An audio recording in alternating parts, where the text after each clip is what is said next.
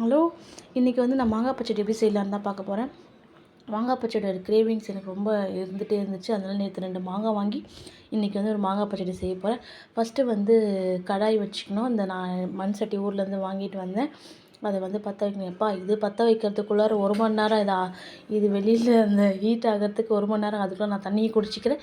தண்ணியை குடிச்சிட்டு கொஞ்சம் ரிலாக்ஸாக சமைக்கலான்ட்டு நான் வந்து தண்ணியை குடிச்சிட்டு பார்த்திங்கன்னா, அப்படியே வந்து இது கொஞ்சம் அப்படியே புகை மாதிரி வந்துச்சு. அந்த புகை மாதிரி வந்தோடனே நான் எண்ணெய் ஊற்றினேன். இது சட்டி சூடாகிறதுக்கு லேட் ஆகும். ஏன்னா அவ்வளோ பெரிய கனமான சட்டி போல். நல்லா இந்த எண்ணெயை சூடாகிறதுக்கு ஒரு லேட் ஆகும். அதுக்கு ஒரு கதையை சொல்லிடுறேன்.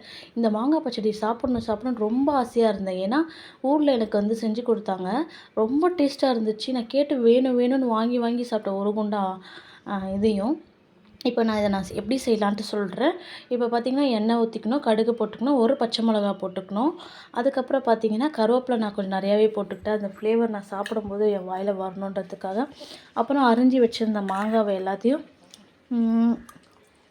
இப்போ கூட சாப்பிட்டுட்டே செம்ம டேஸ்ட்டாக இருக்குது. அந்த மாங்காவை வந்து ரெக்கார்ட் பண்ணிகிட்ருக்கேன். அந்த மாங்காவை வந்து போட்டுட்டு அப்படியே நல்லா வதக்கி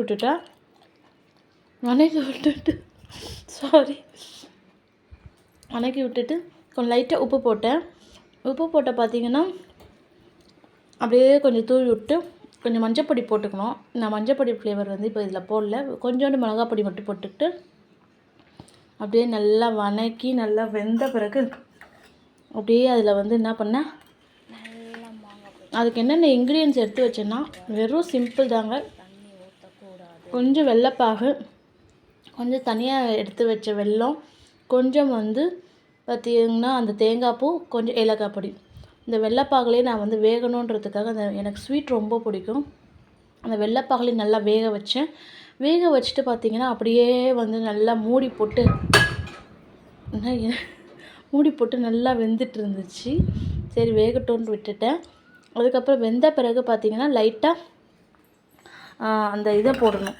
என்ன பண்ணணும், ஜாகரியை போட்டு இப்போவும் நான் சாப்பிட்டுட்டே தாங்க பேசிகிட்ருக்கேன். Very cravings. எனக்கு அது ரொம்ப பிடிச்சிருந்துச்சு. நீங்களும் அதை ட்ரை பண்ணி பாருங்கள்.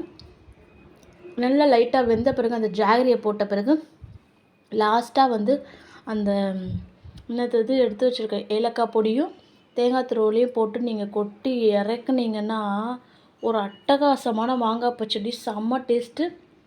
ஸ்வீட் கிரேவிங்காக இருக்கவங்க, ஹெல்த்தியாக சாப்பிட்ணுன்னா இதை சாப்பிடுங்க. உங்கள் ஸ்கின்னுக்கும் வந்து மேங்கோ நல்லது. ஸோ ரொம்ப சூப்பராக எம்மியான ஒரு மாங்காய் பச்சடி.